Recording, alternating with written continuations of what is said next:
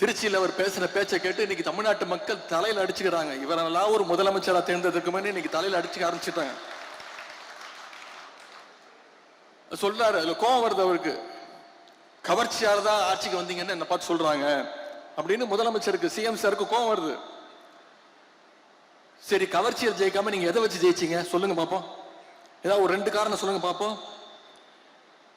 கலைஞர் மாதிரி இந்திய எதிர்ப்பு போராட்டத்தில் கைது பண்ணி போராட்டம் பண்ணி ஜெயிலுக்கு போயிட்டு வந்தீங்களா? சரி, எங்க தலைவர் மாதிரி மிசா கொடுமையில 1 வருஷம் உள்ள இருந்து வந்தீங்களா? கட்சி ஆரம்பிச்சே 2 வருஷம் தான் ஆகுது.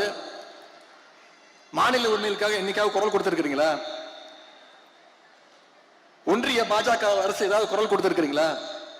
பின்ன வேற எதை வச்சு நீங்க ஆட்சிக்கு வந்தீங்க? ஏதாவது ஒரு போராட்டம் பண்ணிருக்கீங்களா? எல்லாத்தையும் விடுங்க. தமிழ்நாடு முழுக்க போய் மக்களை சந்திச்சு உங்க கொள்கை என்னன்னு சொல்லி ஓட்டு கேட்டீங்களா? உங்க வேட்பாளர் பேர் உங்களுக்கு தெரியுமா? எதுவுமே தெரியாது. இதைத்தான் எங்களுடைய தலைவர் அவர்கள் கவர்ச்சி அரசியல் எங்களுடைய தலைவர் அவர்கள் சொன்னாங்க. அது மட்டும் இன்னொன்னு சொல்றாரு, அவர் வாயில நல்லா வந்துருமா? வாயில என்ன வரும்?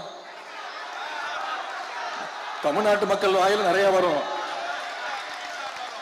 தமிழ்நாட்டு மக்கள் காத்துக்கிட்டு இருக்காங்க, இந்த முதலமைச்சர் வாயில ஏதாவது ஒரு நல்ல வார்த்தை வருமா அப்படின்னு, ஏதாவது ஒரு திட்டங்கள் வருமான்னு இன்னைக்கு காத்துக்கிட்டு இருக்காங்க. இது வரைக்கும் உருப்படியா ஒன்னும் வரல. எந்த பிரச்சனையை கேட்டாலும் திமுக வெர்சஸ் தாவேகா, எதை பத்தி கேட்டாலும் திமுக செய்கின்ற சதி.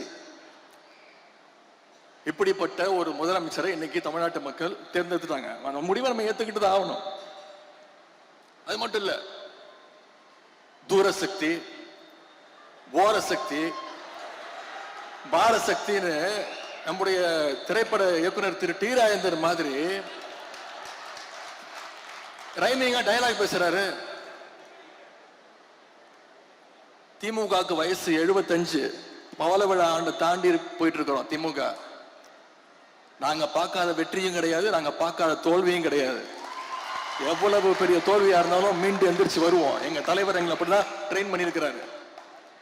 ஆனா எந்த காலத்திலையும் திமுக மக்களை விட்டு தூரமா நின்னதே கிடையாது. இன்னைக்கு உங்க கூட ஒட்டிக்கிட்டு இருக்குது காங்கிரஸ் கட்சி. 1976ஆம் ஆண்டு எமர்ஜென்சி கொண்டு வந்துச்சு தமிழ்நாட்டில். அப்ப தமிழ்நாட்டில் திமுக ஆட்சி, கலைஞர் தான் முதலமைச்சர். அப்போ எங்க ஆட்சியே போனாலும் பரவாயில்ல, எமர்ஜென்சியை எதிர்ப்போன்னு மக்கள் கூட நின்ன கழகம் திராவிட முன்னேற்ற கழகம். என்னைக்கும் மக்களை விட்டு தூரமா பயந்து பார்த்து யாருக்கும் பயந்து ஓடுற கூட்டம் கிடையாது நம்முடைய திமுக. பயங்கிறது உடன்பிறப்புகளுடைய பிளட்லயே பயங்கர வார்த்தையே கிடையாது.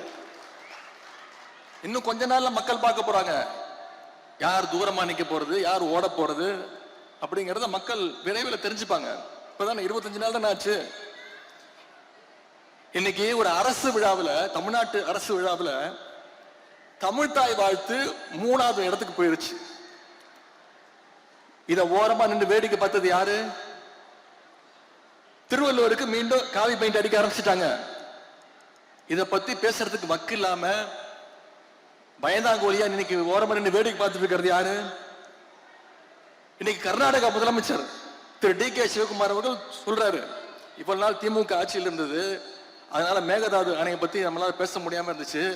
இன்னைக்கு திமுக ஆட்சியை விட்டு போயிடுச்சு, இனிமே நமக்கு கவலை கிடையாது, மேகதாது அணையை கட்டுவோம் அப்படின்னு சொல்லும் போது அதை பத்தி எதிர்த்து குரல் கொடுக்க கூடாத ஒரு வக்கு இல்லாத ஆட்சி இன்னைக்கு யார் நின்று வேடிக்கை பார்த்துட்டு இருக்கிறது?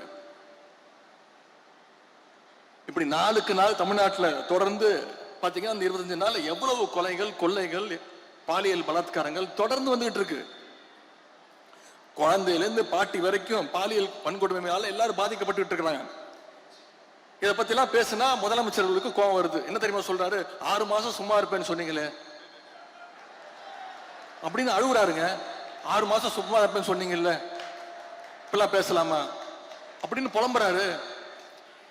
நீங்க பொய் வாக்குறுதிகள் நிறைய கொடுத்தீங்க, அப்பவே சொன்னோம் இதெல்லாம் நிறைவேற்ற முடியாதுன்னு. அதை செயல்படுத்துவதற்கு தான் உங்களுக்கு 6 மாசம் டைம் அப்படின்னு எங்க தலைவர் சொன்னாரு.